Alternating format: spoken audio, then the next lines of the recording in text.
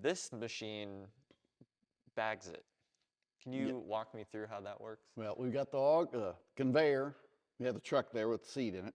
Dumps into the conveyor, goes up, goes into here, and comes out and goes in the bag. And once the bag gets heavy, this gate's down. I'm not sure if there's corn in here. That's why I'm not going to open this up. No, actually here, just in case, so we don't make a mess. Pull this down. What the heck? I'm sorry. No! That bag wasn't. That bag was. Well.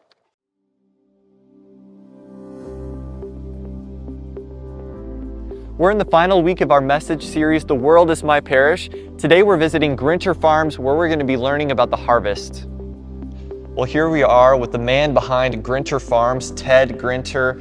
Thank you so much for making time to meet with us today. You're welcome. Glad to be here.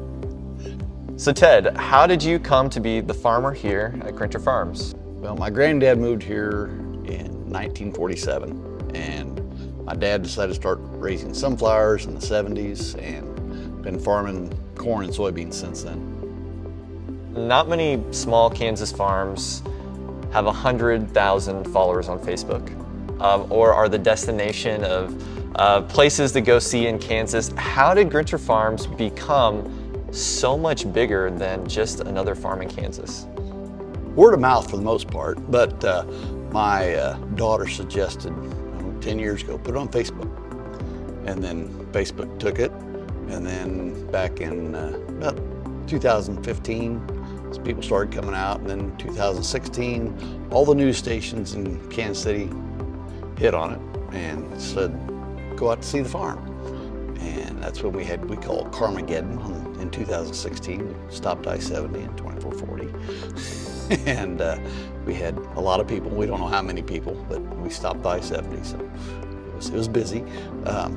And it's just been a great way for people to come out, enjoy nature, and it's free.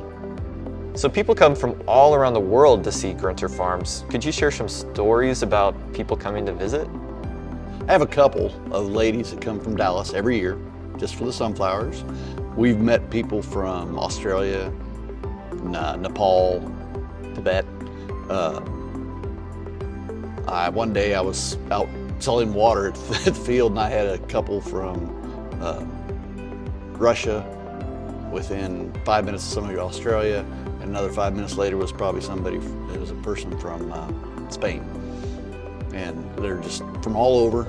I don't know if hopefully they're not just coming just for the sunflowers, they're here for something else, but yeah, I've met people from all over the world.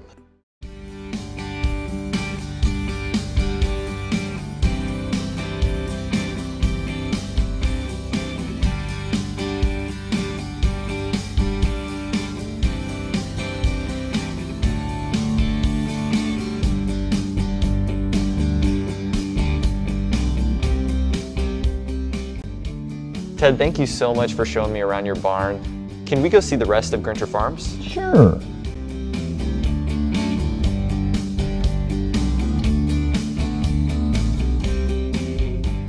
Well, here we are at one of the fields, and Ted is going to show us his combine. I'm excited. Thank you, Ted. You're welcome. Let's go.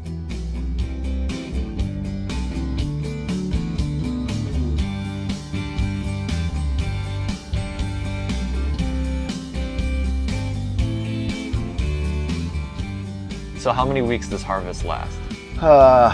It'll last at least 4 weeks. And we got 2,000 acres to cover, and if we covered 100 acres a day, I guess that's 20 days. But we don't cover 100 acres a day. So more like 40 days, 30 to 40 days. It might rain, we'll lose a day or two there. How many hours a day do you spend inside this combine during harvest? Anywhere from 12 to 14. Wow. So it's long days. It's a long day. That's a long day. All right, would you start her up? Get it started for us if we can, if that's okay? Yep. Well, Ted, thank you for showing us your world here. I know you got a lot to harvest. Oh yeah. So we should get out of your way. Well, I appreciate you coming out. Thank you so much. Thank you.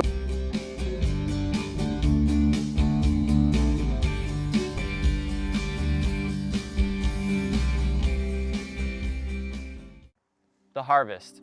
In Luke's gospel, Jesus says the harvest is plentiful, but the workers are few. He is calling his disciples to share their faith and to spread the gospel, to share the news. We got to go visit Grinter Farms, a normal farm that now has a huge following because people spread the word about how beautiful the sunflowers are.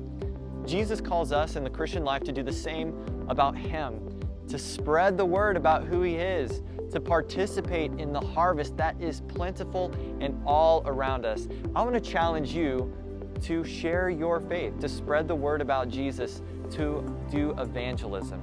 Evangelism, it comes from the word angel, which means messenger, to be one who is a bearer of the good news.